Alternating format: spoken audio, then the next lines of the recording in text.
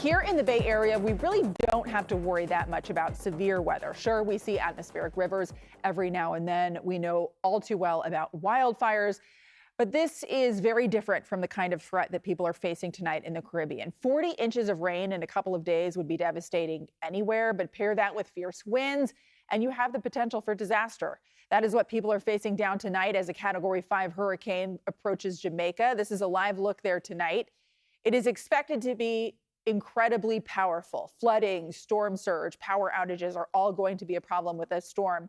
All day across the island today, people were boarding up before the storm hits tomorrow morning. Airports across Jamaica are closed, so locals or tourists who are hoping to leave now are not going anywhere.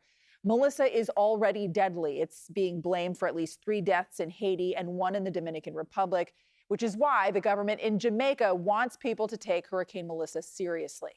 The evacuation order is not a suggestion. It is a directive, and a directive to save your life. We have, in addition to having the evacuation order, provided assistance, transportation, food, shelter management, and whatever else that is required to ensure that those persons that are being displaced are supported. So there is no doubt that the people of Jamaica are going to face a harrowing couple of days, weeks even. And for Jamaican Americans living here in the Bay Area, it is that much harder to watch all of this happen with friends and loved ones left behind on the island some 3,000 miles away. Amanda Harry talked to people in Oakland who are hoping for the best for their families.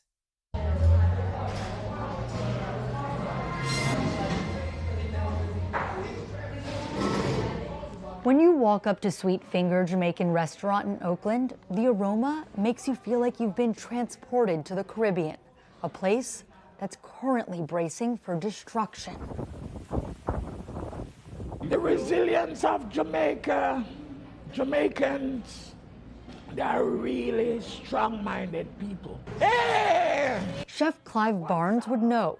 He was born and raised in Jamaica and still has a lot of connections to the island. I have family there, relatives, uncles, cousins, aunties. He's worried about all his loved ones as they start to feel the effects of Hurricane Melissa, which is expected to be the most powerful storm to ever hit Jamaica. I was just watching some videos of the rain, and it's, looking bad. Send a text to my uncle's wife, and just praying. He says that's all they can do right now, but a response is already in the works. My partner, we're talking about, putting some things together, and wherever we can assist, yeah, we will. That goes on the chicken. It'll likely be a fundraiser at Sweet Finger, but for now,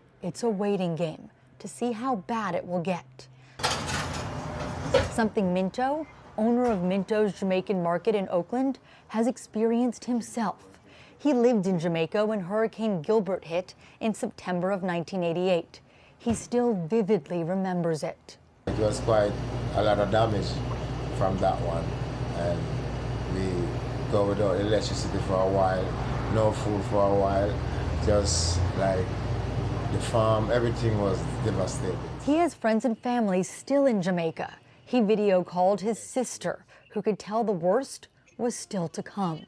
It's very dark, it's very cloudy. She showed what it looked like outside her home, wet and dark, but still fairly calm. Minto says he's constantly reaching out to people on the island.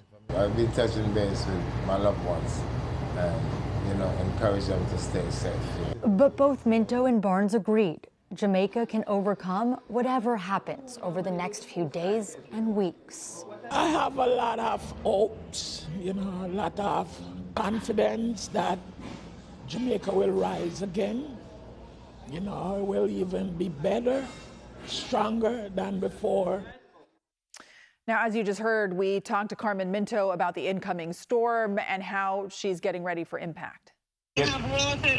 Yes, we have all the basics that we need. We have water. We even have electricity now. We have supplies. We are taking care and make preparation for this.